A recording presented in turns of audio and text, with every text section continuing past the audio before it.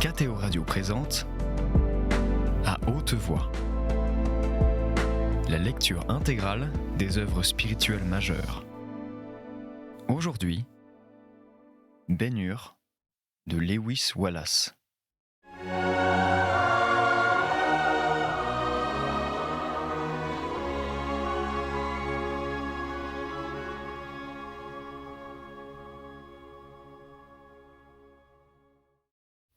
Chapitre 6. Les Galiléens rejoignirent Ben-Hur au caravansérail de Béthanie, où il leur avait donné rendez-vous, et d'où il partit avec eux pour se rendre dans leur pays, où il ne tarda pas à devenir un personnage influent. Avant que l'hiver fût entièrement passé, il avait réussi à former 3 légions et à les organiser sur le modèle de celles des Romains. Il aurait pu aisément en doubler le nombre, car il vivait au milieu d'un peuple martial et brave, mais il fallait avant tout procéder avec prudence, afin de ne pas éveiller les soupçons de Rome ou d'Hérode Antipas. Il se contentait donc, pour le moment, de ces 3 légions et s'occupait activement à les exercer en vue de l'action. Pour cela, il emmenait les officiers avec lui dans les champs de lave de la Traconitide et leur enseignait le maniement des armes, en particulier des javelots et de l'épée, et la manière de faire manœuvrer une légion. Puis, il les renvoyait chez eux, pour qu'ils enseignassent à leur tour les simples soldats. Ces exercices devinrent bientôt le passe-temps favori du peuple. La tâche qu'il s'était ainsi imposée nécessitait de sa part beaucoup de patience, de zèle, de foi et de dévouement. Comme il travaillait, et avec quel oubli de lui-même! Et cependant il aurait échoué sans Simonide, qui lui fournissait des armes et de l'argent, et sans Hilderim, qui veillait à sa sécurité et lui envoyait constamment des renforts. Surtout, il aurait échoué sans l'esprit militaire des Galiléens. Sous ce nom, l'on comprenait les 4 tribus d'Aser, de Zabulon, d'Issacar et de Nephtali. Les Juifs nés en face du temple méprisaient ses frères du Nord, mais le Talmud lui-même disait « Les Galiléens aiment la gloire et les Juifs l'argent ». Haïssant Rome aussi ardemment qu'ils aimaient leur patrie, ils étaient dans chaque révolte les premiers à gagner le lieu du combat et les derniers à le quitter. Ils se rendaient à Jérusalem pour les grandes fêtes, marchant et campant comme une armée, mais ils n'en étaient pas moins animés de sentiments libéraux et même tolérants envers les païens. Ils étaient fiers des splendides cités élevées par Hérode, surtout de Séphoris et de Tibériade, et ils l'avaient loyalement aidé de leurs contributions. Une histoire comme celle du roi dont Ben-Hur annonçait la prochaine venue devait tout naturellement exercer un attrait sans pareil sur ces hommes braves, fiers, doués d'une imagination puissante. Il leur eût suffi pour s'enrôler parmi ses partisans, de savoir qu'ils briseraient le joug de Rome, et lorsque Ben-Hur les assura qu'il dominerait sur toute la terre et qu'il serait plus grand que César et plus riche que Salomon, ils ne résistèrent plus à son appel et se vouèrent corps et âme à sa cause. Ils s'informèrent cependant de l'autorité sur laquelle il fondait sa croyance. Il leur répondit en citant les prophètes et en leur parlant de Balthazar, qui attendait à Antioche l'avènement du roi promis. Ils se déclarèrent satisfaits. Tout cela leur paraissait être la réalisation de cette légende d'un Messie à venir qu'ils aimaient depuis longtemps et qui leur était presque aussi familière que le nom de l'Éternel lui-même. Un soir que Ben-Hur était assis avec quelques-uns de ses Galiléens, devant la caserne où ils avaient établi leur quartier, dans la Traconitide, un Arabe, à cheval, vint lui remettre une lettre. Il l'ouvrit précipitamment et la lut d'un trait. « Jérusalem, le 4 du mois de Nissan. Un prophète vient de paraître, que les gens disent être Élie. Il a passé des années au désert, à nos yeux il est un vrai prophète. Le sujet de ses discours est la venue d'un plus grand que lui. Il l'attend dès maintenant sur la rive orientale du Jourdain. Je suis allé le voir et l'entendre. Celui dont il parle est certainement le roi que tu attends. Viens et juge-en par toi-même. Non seulement tout Jérusalem va l'entendre, mais on vient pour cela de tant d'autres lieux que le désert où il habite est semblable au mont des Oliviers durant les derniers jours de la Pâque. Malluc. Le visage de Ben-Hur resplendissait de bonheur. Ces paroles, ô mes amis, s'écria-t-il, mettent un terme à notre attente. Le héros du roi est apparu et proclame sa venue. Quand ils eurent ouï le contenu de la lettre, eux aussi se réjouirent des nouvelles qu'elle renfermait. Préparez-vous maintenant à partir, continua Bénur. Et quand viendra le matin, tournez vos visages vers vos demeures. Aussitôt que vous serez arrivés dans vos maisons, envoyez dire à tous ceux qui sont sous vos ordres de se tenir prêts à s'assembler dès que je vous en aurai fait parvenir l'ordre. Pour moi, je vais aller m'assurer, s'il est vrai, que le roi paraîtra bientôt, et je vous informerai de ce que j'aurai vu. Il rentra dans la caverne et écrivit à Simonide et à Hilderim pour leur communiquer les nouvelles qu'il venait de recevoir et leur annoncer son départ pour Jérusalem. Puis il chargea 2 messagers de porter en toute hâte ces 2 lettres à leur adresse. Quand les étoiles d'après lesquelles les voyageurs dirigent leur marche au désert brillèrent au firmament, il monta sur son cheval et partit avec un guide arabe pour se rendre au Jourdain, en suivant les traces des caravanes qui vont et viennent entre Rabat-Ammon et Damas. Le guide était sûr, et Aldébaran, léger à la course. Aussi l'heure de minuit les trouva-t-elle hors des champs de lave et filant à toute vitesse vers le sud.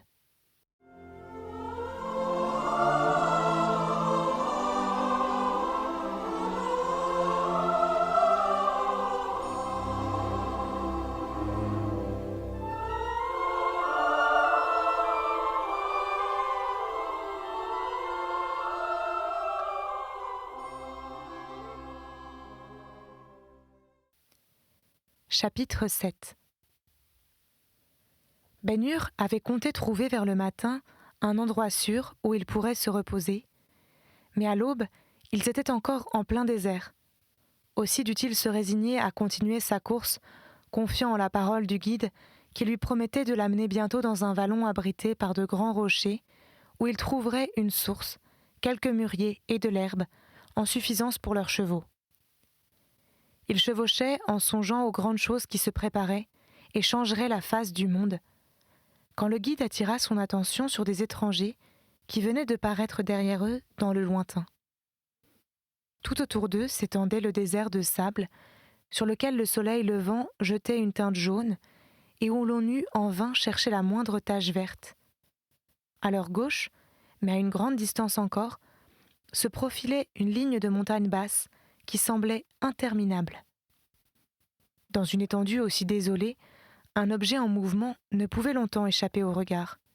« C'est un chameau portant plusieurs personnes », dit bientôt le guide.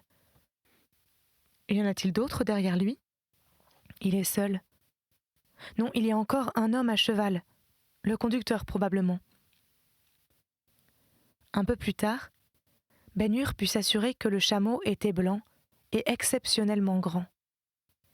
Il ressemblait d'une manière étrange à celui qu'il avait vu amener Balthazar à la fontaine de Castalie. « Il ne peut en exister 2 pareils, » se disait-il en ralentissant l'allure de son cheval. Pendant qu'il se posait ces questions, le chameau avançait rapidement.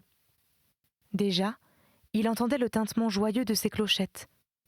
Un instant après, en quelques enjambées, l'animal avait rejoint les 2 cavaliers. « Que la bénédiction du vrai Dieu soit avec toi, » dit Balthazar de sa voix tremblante. « Si ma vue, obscurcie par l'âge, ne m'abuse pas, tu es ce fils de Hur qui était, il y a peu de temps, l'hôte du cheikh Hilderim. Et tu es Balthazar, le sage égyptien, dont les discours concernant certains événements à venir sont la cause de ma présence en ce désert. Que fais-tu ici ? Celui qui est avec Dieu n'est jamais seul, et Dieu est partout, répondit Balthazar. Cependant, il y a derrière nous une caravane qui va à Alexandrie, et comme elle doit passer à Jérusalem, j'ai jugé bon de me joindre à elle pour me rendre à la sainte cité, qui est le but de mon voyage. Mais ce matin, mécontents de la lenteur de sa marche, nous nous sommes levés de bonne heure et nous nous sommes aventurés à nous mettre seuls en route. Je ne crains pas les brigands. J'ai un sauf-conduit signé par le cheikh Hilderim et Dieu nous protège contre les bêtes sauvages. » Ben-Hur s'inclina en disant « La signature du bon cheikh est une sauvegarde. Aussi loin que s'étend le désert, et le lion serait bien habile s'il rattrapait à la course ce roi des dromadaires. Ben-Hur prit les devants avec le guide, et bientôt ils s'engagèrent dans une gorge étroite et brûlée, au fond de laquelle coulait un mince filet d'eau bourbeuse. Ils le suivirent pendant un moment, pour déboucher tout à coup dans un frais vallon qui fit, à leurs yeux fatigués, l'effet d'un paradis. Les parois de rochers qui l'entouraient étaient tapissées de plantes grimpantes. L'eau d'une source, tout près de laquelle croissait un groupe de mûriers, courait en filets d'argent entre d'énormes touffes d'herbe et de roseaux. Un grand palmier balançait, non loin des mûriers, sa silhouette élégante, et les fleurs épanouies de quelques lauriers roses mêlaient une note harmonieuse au ton éclatant de toute cette verdure. La source elle-même s'échappait d'une fissure du rocher, qu'une main soigneuse avait élargie et au-dessus de laquelle quelqu'un avait gravé, en caractères hébraïques, le nom de Dieu. Un voyageur, sans doute, après avoir passé quelques jours dans cette oasis, avait voulu donner ainsi une forme durable à l'expression de sa reconnaissance. Les cavaliers mirent pied à terre, et l'Éthiopien, après avoir fait agenouiller le chameau, aida Balthazar à sortir du palanquin, après quoi le vieillard croisa ses mains sur sa poitrine et pria silencieusement, le visage tourné vers l'Orient. Après avoir prié quelque temps, il dit de sa voix grave : « Nous sommes grandement tes obligés, fils de Hur. Ce vallon est délicieux et cette herbe, ces arbres, cette ombre nous invitent à nous y reposer. Cette eau rafraîchissante, dont chaque goutte étincelle comme un diamant, chante à mes oreilles les louanges du Dieu d'amour. Mais il ne me suffit pas de te remercier pour les jouissances que tu nous as procurées. Viens, je te prie, t'asseoir près de nous et goûter à notre pain. » « Permets avant tout que je te donne à boire, » répondit Ben-Hur, en lui tendant la coupe pleine d'eau. Un esclave leur apporta des linges pour essuyer leurs mains. Puis, quand ils eurent terminé leurs ablutions, ils s'assirent, à la manière orientale, sous la tente qui, bien des années auparavant, avait abrité les 3 mages au désert, et mangèrent de grand cœur les aliments tirés des bagages de l'Égyptien. « Lorsque nous avons failli te devancer, fils de Hur, ton visage semblait être tourné comme les nôtres, vers Jérusalem, » dit Balthazar à la fin du repas. « Ne t'offense donc point si je te demande si tu t'y rends également. »« Oui, je vais à la Sainte Cité. » « Comme j'ai grand besoin d'éviter d'inutiles fatigues, je te demanderai encore s'il existe une route plus courte que celle qui passe par Rabat-Ammon. » « Il y en a une, plus mauvaise mais plus courte, qui passe par Géraza et Ramoth-Galad. C'est celle que je compte suivre moi-même. »« Je suis impatient d'arriver, » dit Balthazar. « Ces derniers temps, mon sommeil a été visité par des rêves, ou plutôt par un rêve, toujours le même. Une voix, ce n'est qu'une voix, me crie « Hâte-toi, lève-toi, celui que tu as si longtemps attendu va paraître. » Tu veux parler de celui qui doit être le roi des Juifs ? De quel autre pourrait-il être question ? Tu n'as donc rien appris de nouveau à son sujet ? Rien, si ce n'est ce qu'en disait cette voix. Alors voici des nouvelles qui te réjouiront comme elles m'ont réjoui. Ben-Hur prit dans sa ceinture la lettre de Malluch.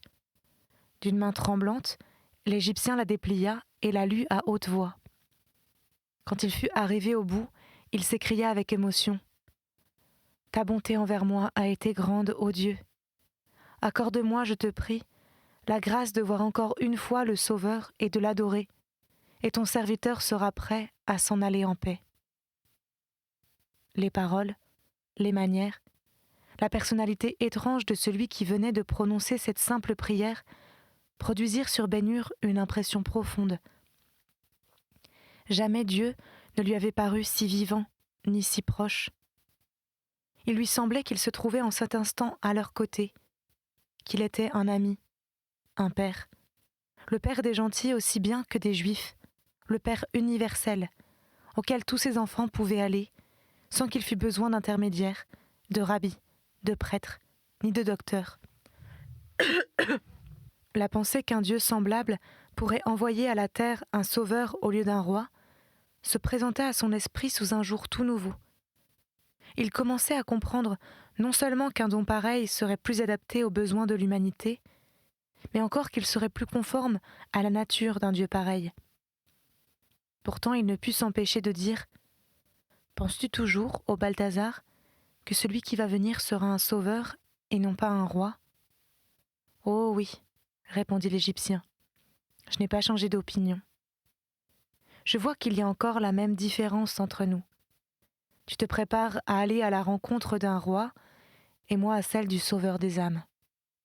Mais levons-nous et reprenons notre route. Il me tarde de voir de mes yeux celui qui est l'objet constant de mes pensées. Si je te presse ainsi, fils de Hur, que ce soit là mon excuse. » L'esclave, sur un signe du vieillard, replia la tente et la serra, avec les restes du repas, dans une caisse placée au fond du palanquin, pendant que l'Arabe allait chercher les chevaux qui paissaient en liberté auprès du ruisseau. Peu d'instants plus tard, ils revenaient sur leurs pas et longeaient de nouveau la gorge étroite, avec l'espoir de rejoindre la caravane. Fin du chapitre, fin de la partie.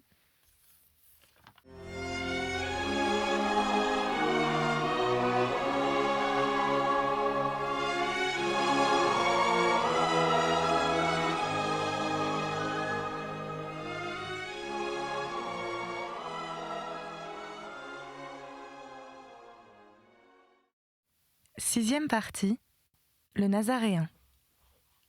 Chapitre 1. Le 3e jour de son voyage, la petite compagnie fit halte vers midi, au bord du Yabok, en un endroit où une centaine d'hommes, presque tous originaires de Pérée, se reposaient avec leur bétail. À peine les nouveaux venus avaient-ils quitté leur monture que l'un d'eux vint leur offrir à boire. Pendant qu'ils le remerciaient, il regardait avec admiration le chameau de Balthazar. « J'arrive du Jourdain, où il y a en ce moment des voyageurs venus comme vous de pays éloignés, mes illustres amis, dit-il, mais aucun d'eux ne possède un chameau comparable à celui-ci. C'est un noble animal. Me serait-il permis de m'informer de la race dont il est issu ?» Balthazar lui répondit, après quoi il ne songea plus qu'à se reposer, mais Ben Hur, plus curieux, continua la conversation. « À quel point de la rivière se trouvent tous ces étrangers ?» demanda-t-il. « À Bethabara. C'était autrefois un gué peu fréquenté. Je ne comprends pas ce qui lui a procuré tout à coup tant de notoriété. »« Je vois, dit l'étranger, que tu n'as pas encore appris la bonne nouvelle. »« Quelle bonne nouvelle ? » ?»« Un homme est apparu au désert, un homme très saint, dont la bouche est pleine de paroles étranges, qui font une profonde impression sur ceux qui les entendent. Il s'appelle Jean, fils de Zacharie. Il dit qu'il est le messager envoyé pour annoncer le Messie. On dit que ce Jean a passé sa vie, depuis son enfance, dans une caverne, près d'En-Gedi, priant et menant une vie plus sévère encore que les Esséniens. Des foules vont l'entendre prêcher. J'y suis allé, comme tout le monde. Tous ces hommes-là en viennent-ils ? La plupart d'entre eux s'y rendent. Le petit nombre seul en revient. Que prêche donc cet homme ? Une nouvelle doctrine. Une doctrine que, de l'avis de tous, personne n'avait jamais enseignée en Israël. Il parle de repentance et de baptême.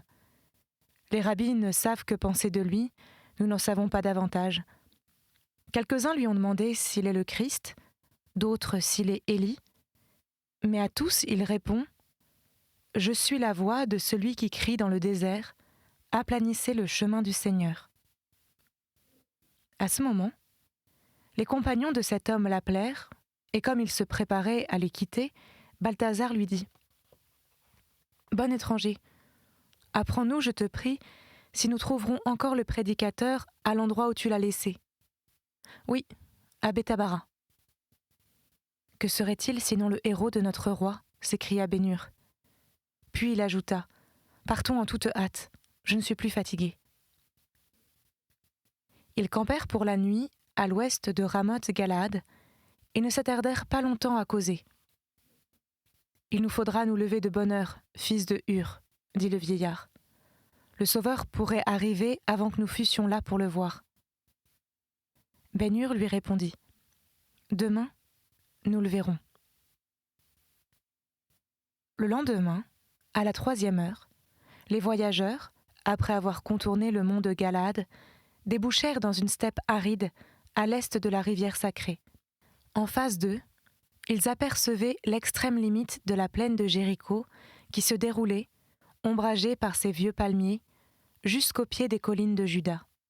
« Réjouis-toi, excellent Balthazar, dit Ben-Hur. Nous voici presque arrivés au gué de Bethabara. » L'Éthiopien excitait le chameau de la voix. Ils avançaient rapidement et bientôt ils distinguèrent des tentes, des animaux attachés tout auprès et une foule immense groupée sur les 2 rives du Jourdain. Évidemment, le prédicateur parlait en ce moment, et dans leur désir de l'entendre, ils pressaient encore le pas de leur monture, mais tout à coup, ils remarquèrent que la multitude commençait à se disperser en tous sens. « Nous arrivons trop tard !» s'écria Balthazar en levant ses mains vers le ciel avec un geste de désespoir. « Restons ici, dit Ben-Hur.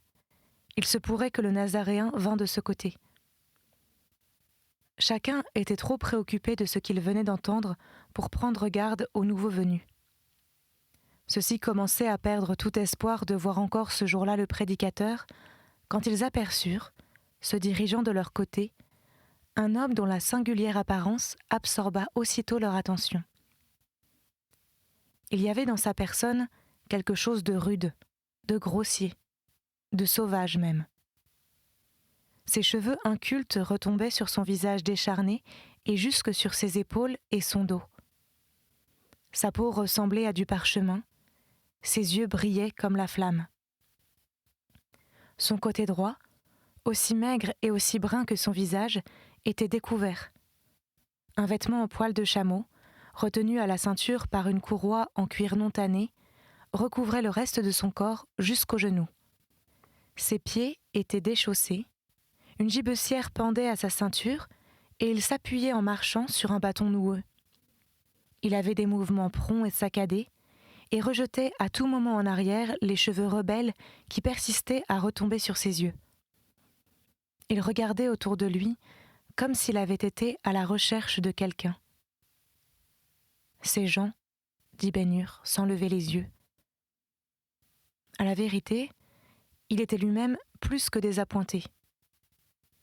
Il avait pourtant souvent rencontré quelques-uns des ascètes qui habitaient En-Gedi, et il connaissait bien leurs costumes, leur mépris de l'opinion du monde, et la fidélité avec laquelle ils observaient des vœux qui leur imposaient des tortures corporelles et les séparaient absolument du reste du genre humain. Cependant, bien que l'homme qui avait parlé de ce Jean eût dit que celui-ci prétendait être simplement une voix criant dans le désert, Ben-Hur se faisait du roi qui devait venir une image trop brillante pour ne pas s'attendre à trouver dans son précurseur un être ayant une apparence divine et royale. Il ne put s'empêcher de comparer intérieurement cette sauvage figure avec les courtisans qui entouraient l'empereur à Rome, et honteux, décontenancé, il répéta « Ces gens ». Balthazar ne partageait point sa surprise. Il savait que les voix de Dieu ne ressemblent point à celles des hommes. D'ailleurs, il avait vu le Sauveur dans une crèche, et il était préparé à ce que la révélation se manifestât d'une manière simple et sans aucun apparat. Il n'attendait pas un roi, lui, et les mains jointes, il murmurait tout bas une fervente prière. Pendant qu'il s'absorbait ainsi dans la contemplation du prédicateur étrange, il y avait non loin d'eux un homme assis sur une pierre, au bord de la rivière, et qui paraissait être plongé dans une profonde méditation. Il est probable que le sermon qu'il venait d'entendre faisait le sujet de ses pensées. Quoi qu'il en soit, il se leva tout à coup, quitta le rivage et s'avança à la rencontre de Jean. Quand celui-ci l'aperçut, il s'arrêta brusquement et fit signe à tous ceux qui l'entouraient d'écouter. Puis, il étendit sa main droite vers l'étranger, sur lequel tous les yeux se fixèrent immédiatement. Il était d'une taille dépassant à peine la moyenne. Son maintien, calme et digne comme celui d'un homme dont les pensées s'occupent habituellement de sujets sérieux, s'harmonisait parfaitement avec son costume, composé d'un long vêtement à manches et d'un châle appelé le talit. Il portait sur son bras le châle destiné à couvrir sa tête. À l'exception de ce châle rouge et du bord bleu de son talit, tous ses vêtements étaient faits de toiles de lin jaunies par la poussière du chemin. La frange bleue et blanche que les rabbis devaient porter pour obéir à la loi garnissait le bas de sa robe. Ses sandales étaient des plus simples, il n'avait pas de ceinture et ne tenait point de bâton à la main.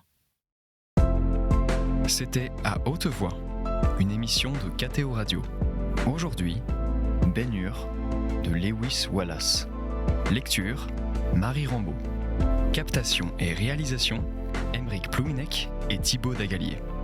Une émission disponible en podcast sur ktoradio.com et sur l'application KTO Radio.